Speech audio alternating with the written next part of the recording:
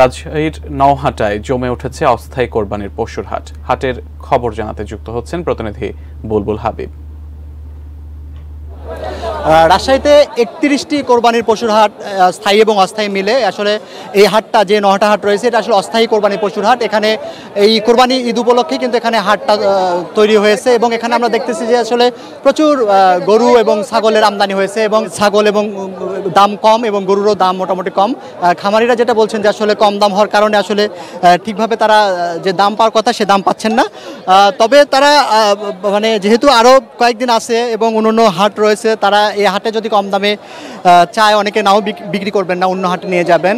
দেশীয় পশুর হাট সেটা কিন্তু জমে উঠেছে। ভারতীয় গরু আমদানির যে একটা খবর ছড়িয়েছে সেটা কিন্তু রাজশাহীর ক্ষেত্রে প্রযোজ্য না, কারণ রাজশাহীর কোনো হাটেই কিন্তু যে ভারতীয় গরু সেগুলো উঠে না, সবই দেশি গরু। আপনি একটু বলেন যে হলো আসলে কি অবস্থা, গরুর দাম কেমন?